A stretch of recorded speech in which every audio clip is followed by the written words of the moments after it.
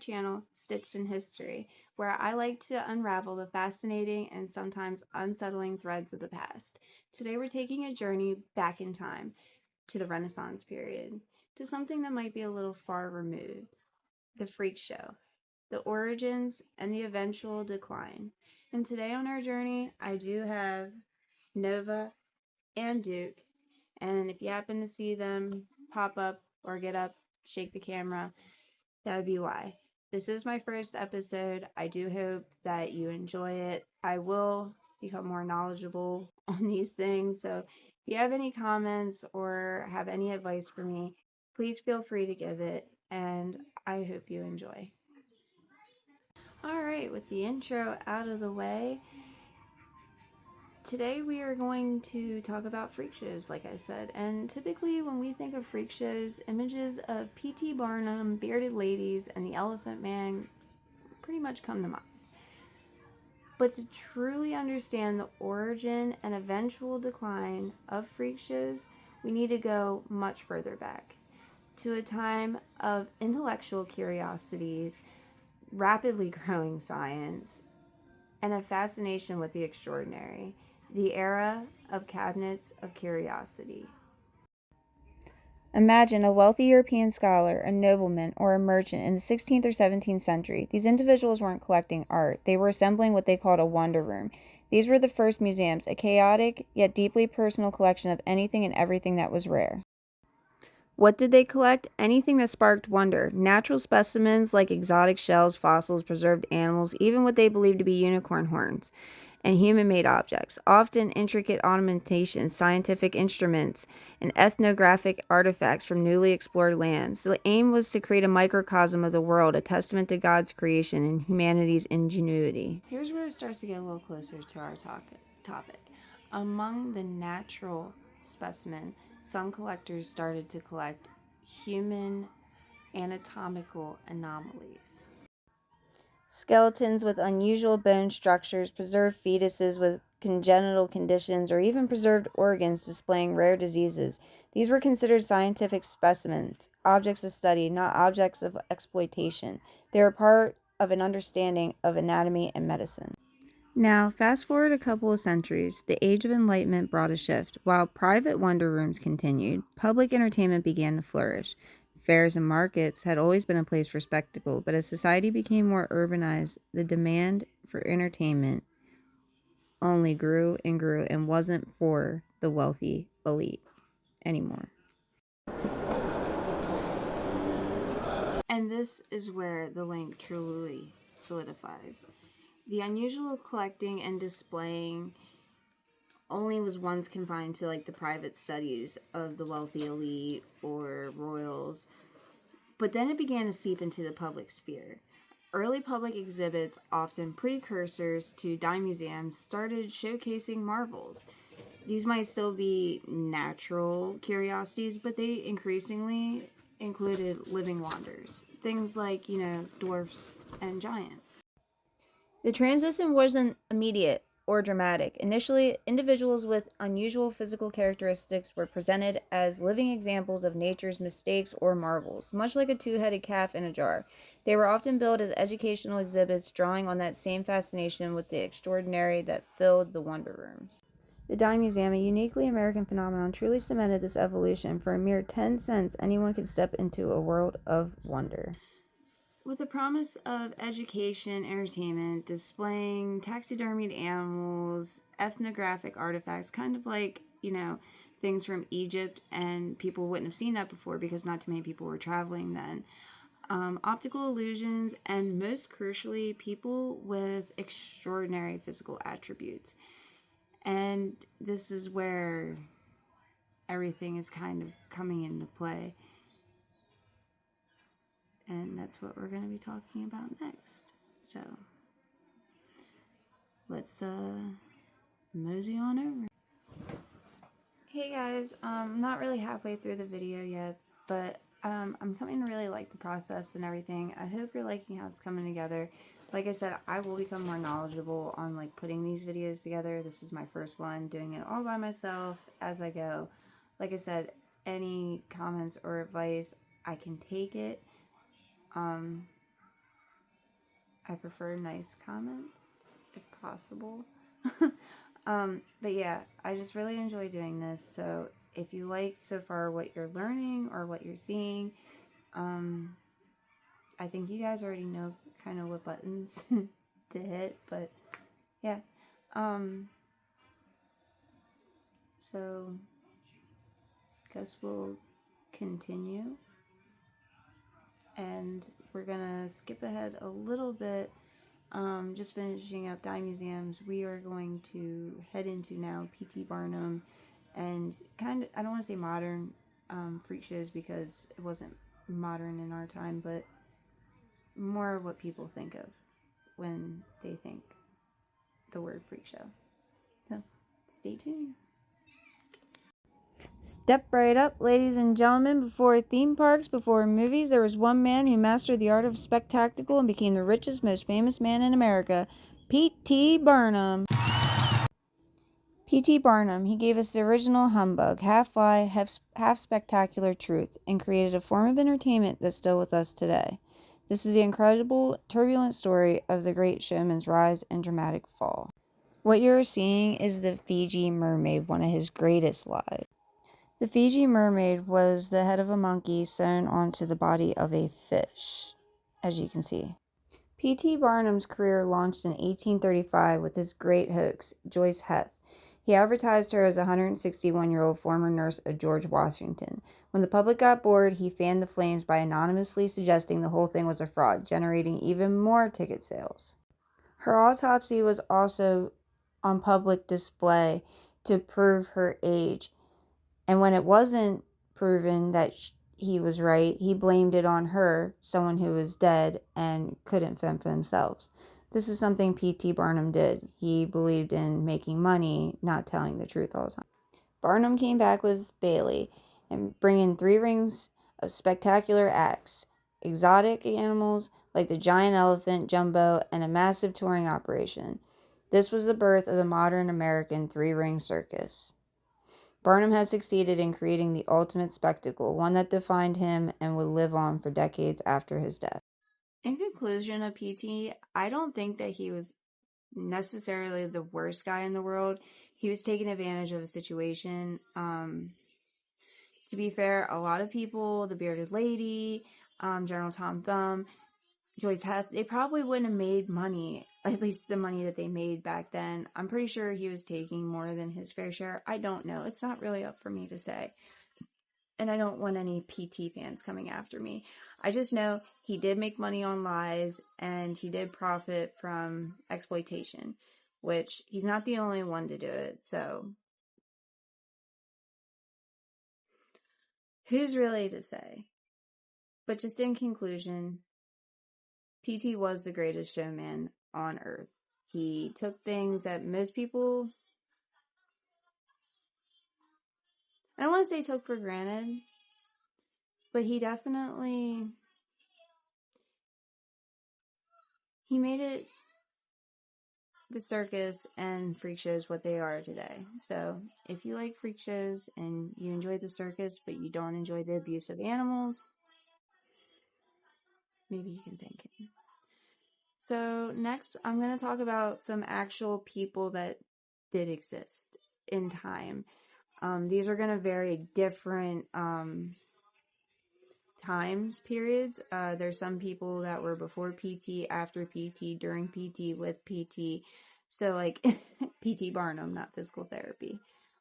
So yes. Oh, and another quick note I did want to add, I'm not doing it right now, but another one of like the things for my channel to keep my hands busy, I'll be crocheting or knitting.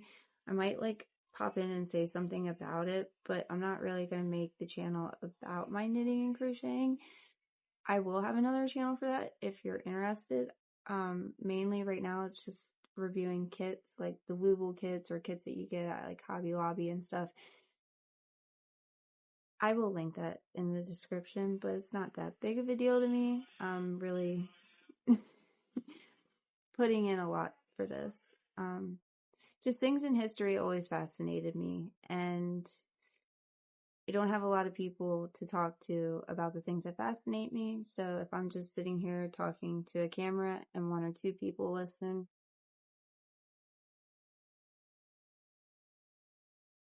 I'd be my co-host, Duke. He's a big baby. Anyway, I just don't have that many people to talk to. And even if it's one or two people listening, at the end of the day, I mean, that's what I really made it for. If I get more than that, that's awesome.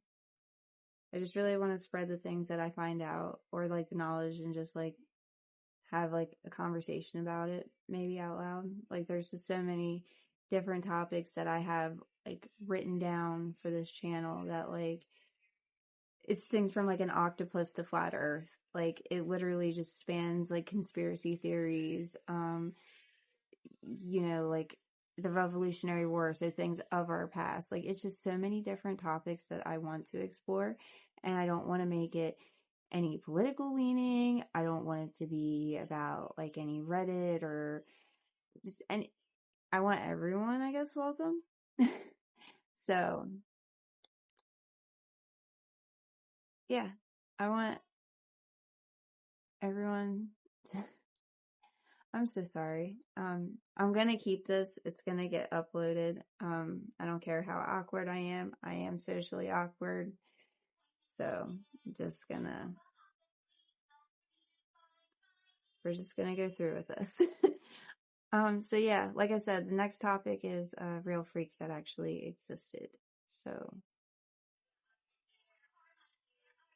let's go.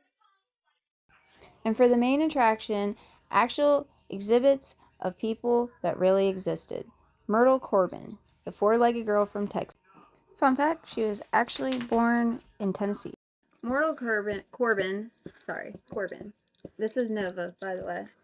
Like I said, Myrtle Corbin was not actually from Texas. She was originally born in Tennessee, but she performed in Texas. She was born in 1868. She originally started performing at 13 years old. She was born with an extra set of legs because she had a parasitic twin that did not fully develop in the womb. She did actually marry, and she eventually died at the age of 59. This is an example of where freak shows were beneficial to these performers because it was a different time, whereas people were able to go pay to look at someone else's deformity, and that was a form of entertainment, whereas nowadays we might find that to be a little insensitive. But the performers wouldn't have, at the same time, they did not have rights that protected them like they do today, where you can't be judged because someone might be uncomfortable with you at the supermarket. That doesn't mean that you should not have the right to be able to earn a living for yourself and your family. And that is kind of later that we'll get into the downfall of freak shows. That's kind of what was their downfall. But before that, this was their main way of making income. And from what my research says, she did make quite an income. Now, did the people that, I don't want to say owned her, but the circuses or the shows that she went to, did they profit a little bit more? Most likely. And there are some instances and stories of that. And we'll probably get to them as we go along. But yes, this is Myrtle Corbin. I did try to put an x-ray of her condition. It wouldn't let me, and that's not YouTube. I just wasn't able to get the photo. But if you Google Myrtle Corbin x-ray, you will be able to see what her hips had actually looked like. Staying on the twin train, these are the Siamese twins Chang and Ang Bunker, born in Thailand in 1811. Here are some x-rays of Siamese twins. These aren't obviously them, but examples. So to continue on with Chang and Ang, as I said, they are the original OG Siamese twins. They were born in Thailand in 1811. They were brought to the States to originally be inspected. I don't want to say experimented on, but they were definitely wanting to be inspected because, like, as you can see, they were a beautiful example of Siamese twins. During their career, they made enough money to retire and start a family, like a whole family. They married local sisters and they had 21 children between them, setting a Guinness World Record, which I'm pretty sure they still hold to this day. Chang passed away first. He had a cerebral blood clot. At least this is all to my research. I found 2 or 3 different stories, but this is the one that I kept finding the most. Aang is believed to have died of blood loss because he did have a cerebral blood clot. Their circulatory systems were connected, and the blood loss makes sense. They also say that during the autopsy, they found a distended bladder full of urine and also a retracted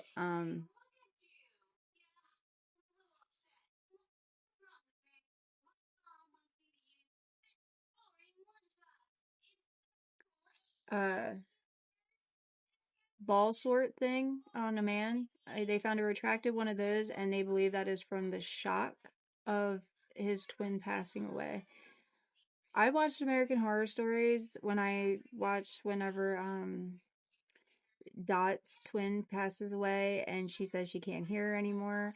I just wonder if that's something that, like, Siamese twins actually do experience. It's very interesting to be born together and to never be alone.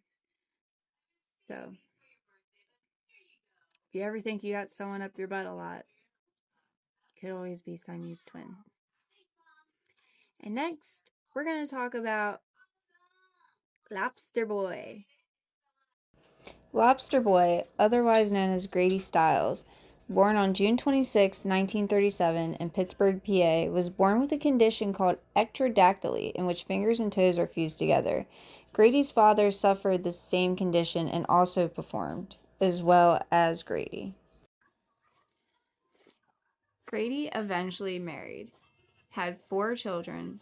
2 of the children had the same condition of ectrodactyly, like he did. He was an alcoholic, and this got to his first marriage. Well, his first wife.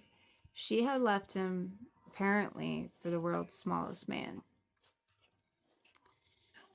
Later, Grady murdered his daughter's fiance just because he didn't approve of him. He also had anger problems because of his alcoholism.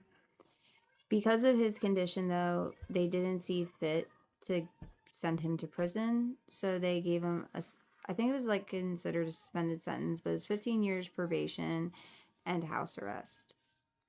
Later, though, in 1992, his daughter did hire another performer for only $1,500 to carry the assassination out on her own father because he had murdered her fiance. And he's one of those performers that just, I had seen not one of them, but I had seen someone that had the same condition at one of the local fairs nearby. It's just one of them things that you get to see, you get to experience, and I find this stuff very interesting. It's kind of why this is my first topic. I used to go to them as a kid. They weren't the same as they were then. They're kind of like the Fiji mermaid type of thing. Most likely fake exhibits that just kind of made your imagination run wild. And I just always thought it was so interesting how things have changed, because at one point you had all these different things going on, these deformities, and now maybe it's because these people aren't prevalent on social media, they don't have their own freak shows or whatever, but You just don't seem to hear a lot more about him. And also probably things have changed with medicine. That's probably another reason. Well, without further ado, our next freak is the bearded lady. The bearded lady, Annie Jones, born on July 14th, 1865, believed to have had hypertrichosis or werewolf syndrome. Annie Jones was a pioneer. She was considered the first bearded lady. She also was on tour with P.T. Barnum. She had married and then divorced, became married again, then became a widow, and she eventually died in 1902 of tuberculosis. But it's just another one of those things, the hypertrichosis, the werewolf syndrome. It was something that was prevalent before, not prevalent, but you've seen people suffer from it, and I'm assuming there's a medication now that if you have excessive hair growth, now it's taken care of. There's waxing, there's so many different things. So I guess as I come across things and I kind of say it out loud, I now realize why we don't have bearded ladies.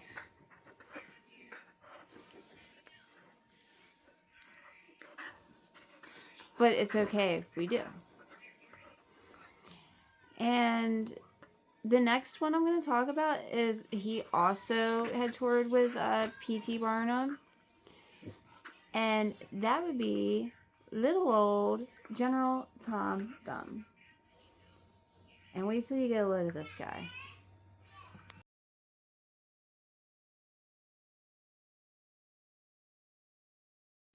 General Tom Thumb, as I said, he's an interesting character. He was born January 4th, 1838. He was an American with dwarfism. He wasn't an immigrant that had come over, kind of like Charles and Ang Bunker. His real name actually was Charles Stratton. Chang and Ang, not Charles. Chang and Ang. His real name was Charles Stratton. He only had reached a height of 3 feet and 4 inches. In his time, he had met Queen Victoria, King Edward VII, and I think that because it says V11. And he also met the Prince of Wales. This was under P.T. Barnum. He is also one of the only, at least from what I know of, he was either the first or one of the only freak show performers to have his own merch. He was on playing cards, he was on mugs, plates, and he also would dress up as different characters of the time. For example, he would dress up as Napoleon, and just different noticeable characters of the time.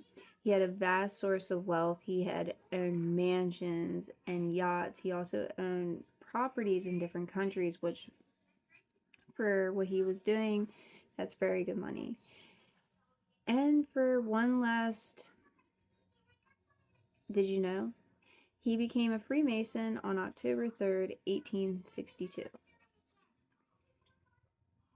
And now I am just going to kind of rapid fire some other freak show performers you may or may not have heard of, and some little facts that go with them.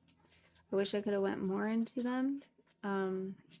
Maybe I will do a second part. I just really kind of want to see how this first video goes in a way. But yeah, next segment we're going to rapid fire some more performers. So, like I said, we're going to rapid fire. So the smallest woman in the world at one point was Pauline Musters.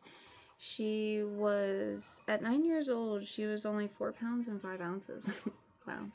And performed as a living doll on stage. She started performing at 2 years old with her father, and eventually her name became Princess Pauline. She died of meningitis and pneumonia. I did not get a date or an age. The next one I like a lot. He is very interesting. It is the human pincushion, Miran Dejo. I think I'm saying his name right. He was Slovakian. He was something. He was European, but he could pierce himself completely through, as you'll see in pictures, without pain. There were x-rays done by doctors and scientists to prove he was actually piercing himself. In the pictures and the photos I've seen, I'm wondering why he didn't bleed.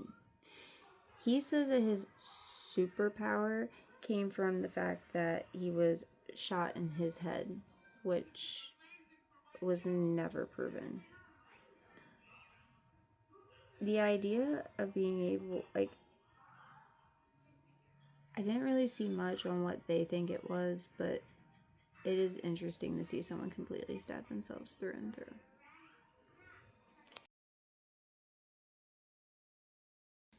The Werewolf Girl, Alice Elizabeth Doherty, born March 14th, 1887 in Minneapolis, Minnesota. That is a tongue twister.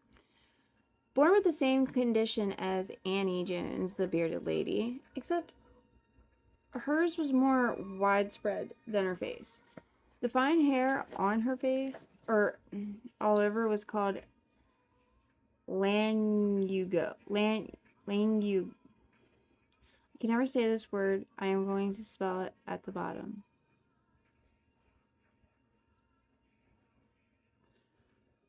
Her parents had her performing at a young age, but regardless of everything, she actually enjoyed performing. She liked being Werewolf Girl. These are just two examples, the tattooed lady and the two-headed Mexican. I will get into these and why they are prevalent. Next up, we have the Owlman, or Martin Lorello. He wasn't born with his condition. He trained his head to literally turn the other way. He just eventually stretched it enough times to where it worked. One of those times where it wasn't a medical thing. It was just kind of commitment, determination. Kind of like the tattoo girl, where it's something that we wouldn't see as...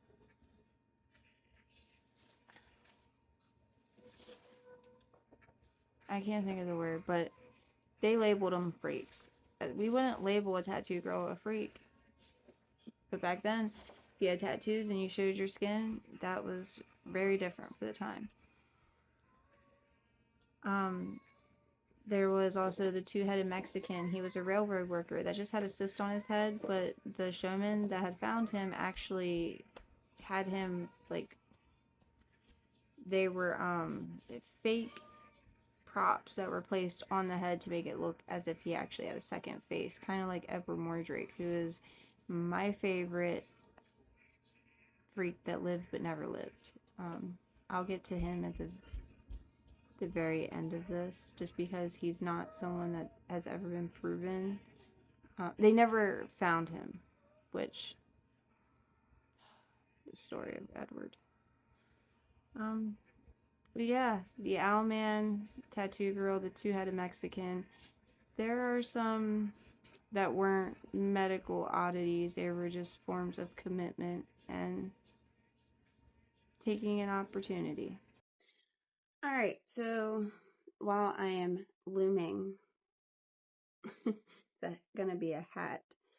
Gonna try to give you some more people that actually existed with some really cool physical attributes. The lion-faced man Lionel. He was a really cool story. His mom, when she was pregnant, his dad. So I'm not laughing because it's funny, by the way. It's just kind of the way things ended up. His mom was pregnant with him, and apparently, while she was pregnant, his father was attacked viciously by a lion, and it like traumatized her, as it would traumatize anyone, I believe, to see such a thing. And she ended up giving birth to Lionel, who had the face of a lion. And he did perform at the Barnum and Bailey Circus. I think he had a form of trichinosis, just like a werewolf girl. And he did eventually die of a heart attack. Like I said, I'm going to rapid fire, but I will be putting pictures up of them. And there's another one. He was the three-legged man, Frank Lantini. He was born in 1889 in Italy. He was born with a conjoined twin. He was actually known for having what was it? It was he was known for, oh my gosh, I am so sorry. He was known for having 3 legs, 4 feet, and 2 sets of genitals. So there are, I'm going to put a appropriate picture of him up, but there are inappropriate ones. But that's learning, right? He could straighten his 3rd leg, but he could not walk on it. That's another fact.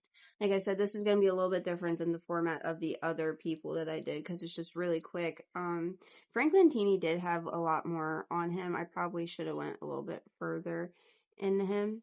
There was also Camel Girl. She was born with a condition called recurvatum. It's gonna be spelled nicely. Pretty much caused her legs to bend backward without pain or breaks. So I don't want to say double jointed because that word is so, maybe she's actually double jointed. But I used to hate it when someone would say like, oh, I bend my finger, I'm double jointed. And you would always have like those people that's like, do you have 2 elbows? Then you're not double jointed. My dogs are kicking me, so. Another one that was really interesting to me when I found the pictures was Fannie Mills. She was born in the 1850s. She had Milroy disease, and it caused her feet to be huge. They were actually they got to her feet swelled up to 50 centimeters in length and 20 centimeters in width. And if you want, I'm going to put the conversions because, I mean, we all have rulers. But inches just feels better. She did eventually die at the age of 39. Not sure if the Milroy disease had something to do with it or the fact that it was the 1800s. And that's the other thing, like, I don't know if some of these people, they didn't die of, like, the causes of their conditions. It was kind of,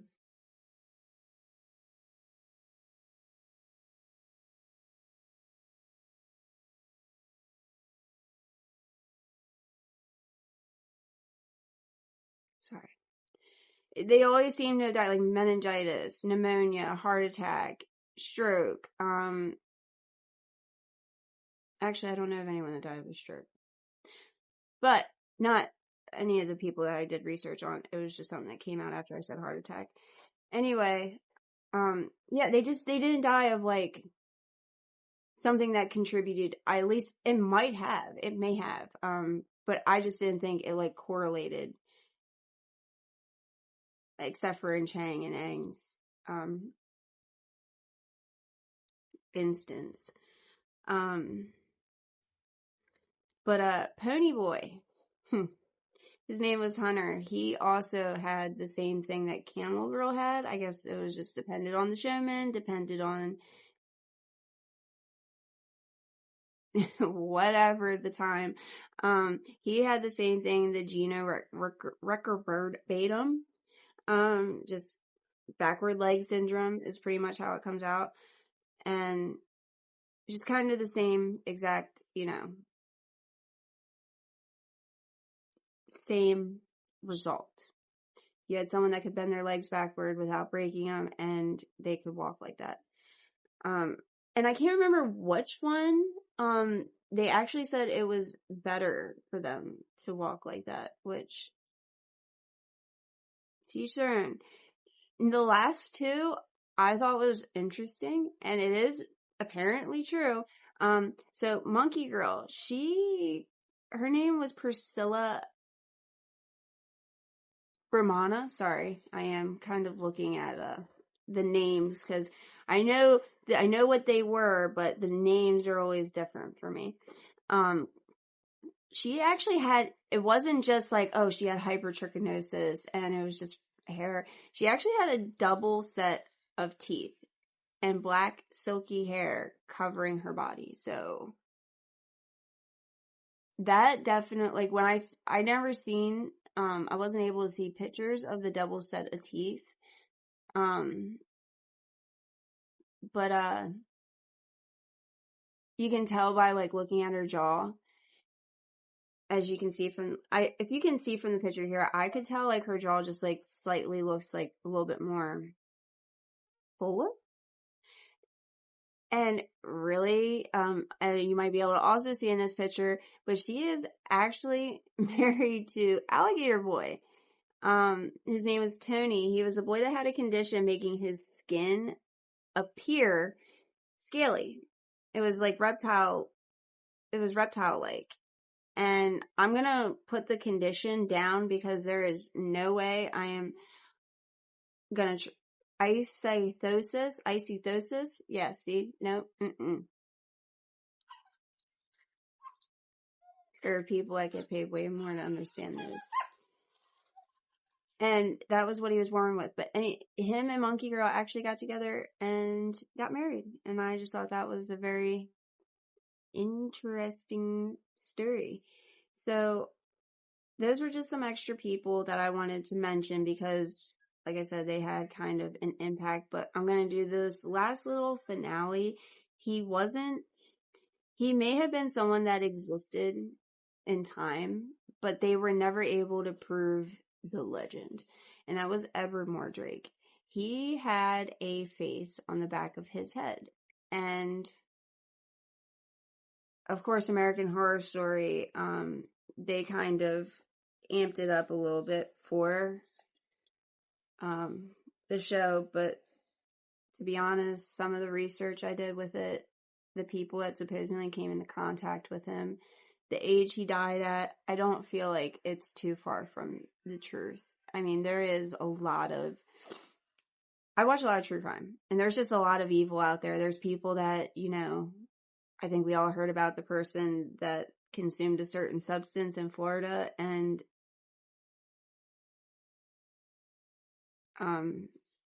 thought someone's face was like a bag of Doritos. I'm trying to word that the best way possible. Yeah, but when he came to, like, he wasn't like that. He wasn't someone that was like that before, and he wasn't someone that was like that after. And from what I can remember, there was nothing in his system. He did drink chemicals on the scene, but I'm not going to get into that. My point is there is evils out there, and Edward Mordrake, the fact that he died at such a young age, and I believe it could be possible that maybe he did. I mean, you have a parasitic twin that is on the back of your head. It is possible that there's some type of like brain sharing activity that could we or could we not comprehend at that time? I mean, like I said, people aren't born like that nowadays. Or if they are, it's like instant surgery at birth to remove whatever. It doesn't stay. We don't get to find out about it. Maybe we do. Maybe I just don't know. Maybe I didn't do enough research. Maybe that's a critique.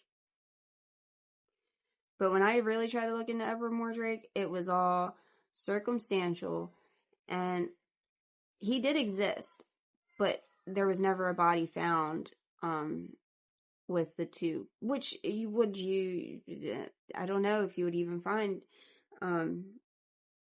the second face on the skull, or would it just be a deformed skull because maybe the face, maybe the face didn't share any bone structure. Maybe it was just flesh. I don't know. But he's definitely interesting. But, as they say, the face was whispering to him and it was evil thoughts. I think the smiling thing that was added by American Horror Story, and the fact that he comes to freak shows. He was never a freak. He never performed. He was just someone that he had a lot of troubles, I'm assuming. And like I said, I just don't know how much of the story is true. I love the concept of the fact. I don't want to say I love it, but it's so interesting that someone had a face on the back of their head, and the fact that it could have been whispering thoughts to him. It's just, what would an MRI look like? So yeah, if you want to do your own research on that guy, go ahead. But like I said, take everything you get with a grain of salt, because there's people that I've read, like I read some articles. It's like, this is for sure, this is for fact, he existed, and this is what happened, and it's just like kind of like a ghost story. Because when you actually read other things that are kind of more, their other stuff is more based in fact. So like, they're credible, and they're saying that he existed, but this didn't happen that way. So I'll leave it up to you, but my imaginative mind likes to go to spooky and crazy. And my next topic I'm going to talk about is the downfall of the freak show, which I kind of touched on earlier. It's pretty much because disability rights had come, and they kind of made it to where now someone didn't have to perform to make a living. They can go somewhere and get a job, and they can't be discriminated against because they have a third leg, or because they're a lady that has some extra hair. Or you're a boy that's fingers are fused together, but you can still work, but you just can't. Or you get disability. If you can't work at all because of your condition, you get disability, and you have the right to disability if you're disabled. Whereas back then, that was not a thing. You might get charity from a church or something like a nonprofit, but it was charity. It wasn't all the time. It wasn't guaranteed. So yes, for my last final subject, I will be talking about the downfall of the freak show. And it's just like a quick touch up on, like, I'm probably just going to pretty much reiterate what I already said, that the disabled now have rights. They have the ability to make income, and either they cannot be discriminated against, or if, like I said, they're completely out of work. So, like I said, I originally just figured I'm not going to repeat myself. The disability rights had come and pretty much made it to where it ended the need for freak shows. And the need for freak shows wasn't our entertainment. Because, like, a couple things happened all at the same time. We had the disability rights, which I'm actually going to look it up right now on my other phone. Oh, wow. Okay.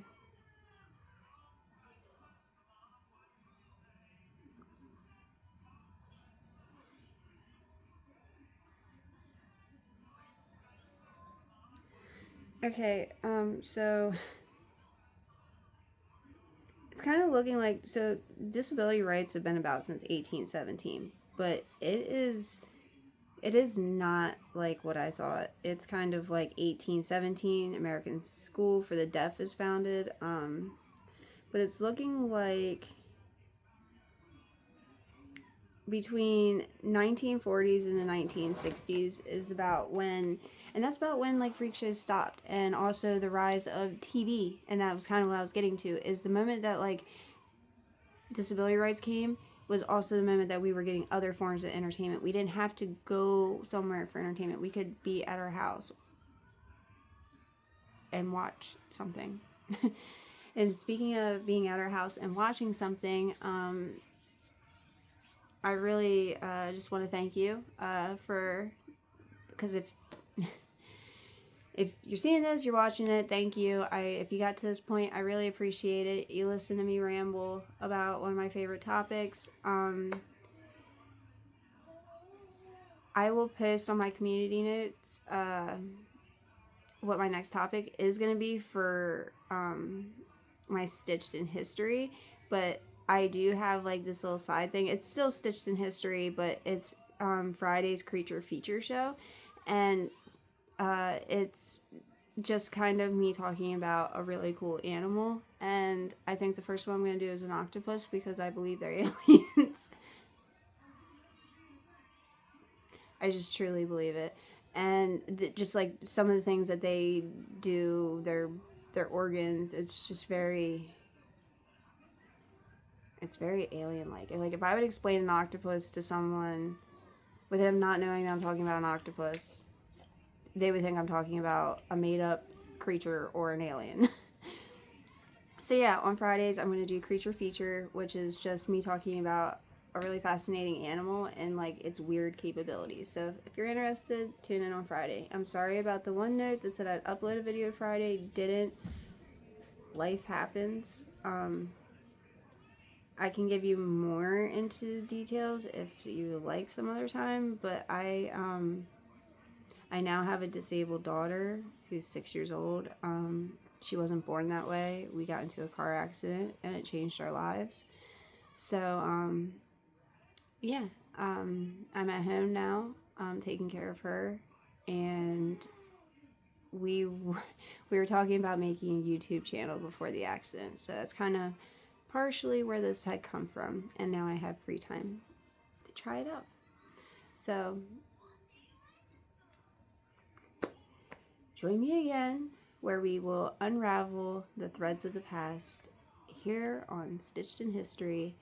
And my name is Megan, and I hope you have a wonderful day. Make the best choices you can and take care of yourself.